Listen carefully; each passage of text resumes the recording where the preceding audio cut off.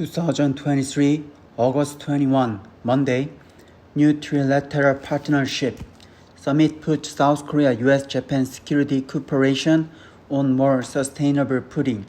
Leaders of South Korea, the United States, and Japan opened a new era of their partnership through their landmark summit last week. They will hold trilateral summits and meetings between foreign ministers, defense ministers, national security advisors, at least annually, and also launch annual meetings of commerce and industry ministers.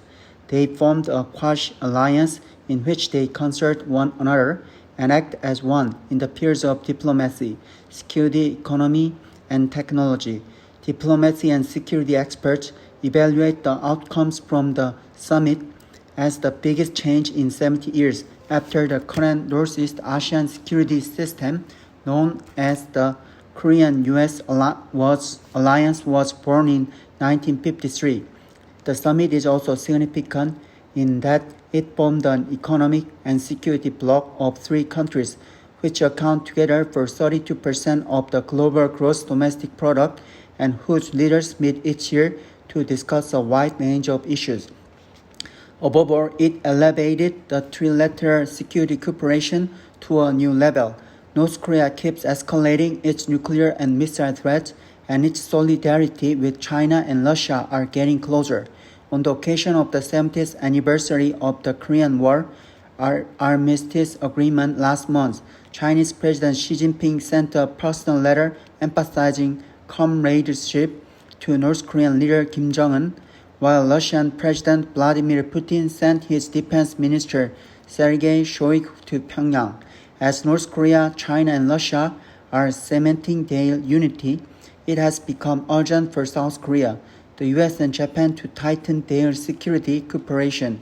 Meanwhile, obviously there were limits on trilateral cooperation among South Korea, the US, and Japan, largely due to conflicts over history and other issues between Seoul and Tokyo. South Korea, the US, and Japan are connected through Korea-US and US-Japan alliances, but South Korea-Japan ties, one side of a triangle, was not so stable. South Korea, the US, and Japan held summits, but all of them on the sidelines of multilateral meetings. It was the first time their leaders met for a stand-alone meeting. Such summit itself is meaningful.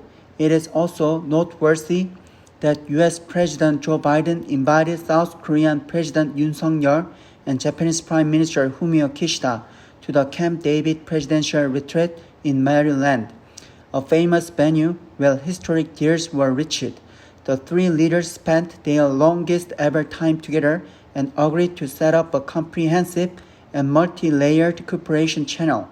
They showed the will to surpass existing limitations on trilateral security cooperation. The greatest accomplishment of the summit perhaps was the decision to institutionalize the partnership in the form of documents. In the past, US-Korea and US-Japan alliances worked individually, with the US playing a pivot, but the three leaders put trilateral cooperation on a more sustainable footing.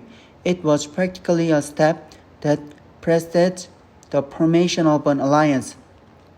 Particularly, the agreement to hold summits at least once a year is expected to make it hard to reverse the progress of partnership, even if Seoul-Tokyo ties turned sour temporarily, or even if a US-centered candidate becomes president.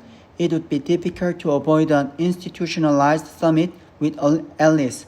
If Seoul, Washington, and Tokyo want to maintain the trilateral cooperation stably, it is important to prevent historical tension and other issues from running it around. If Seoul-Tokyo relations deteriorate again, the outcomes from the latest trilateral summit will all disappear. In this respect, South Korea-Japan relations are important, and Tokyo needs to respond more sincerely to Seoul's moves to improve bilateral relations. Cooperation among South Korea, the US, and Japan is the exact opposite of solidarity among North Korea, China, and Russia. Confrontation between the two fronts will likely become clearer. North Korea's provocations will likely get bolder The government in Seoul needs to draw up plans to reduce resistance from China, which is a major trading partner for South Korea. It must formulate new response strategies based on the position that window to dialogue is always open if Pyongyang is sincere and that Seoul can cooperate with Beijing for mutual common interest.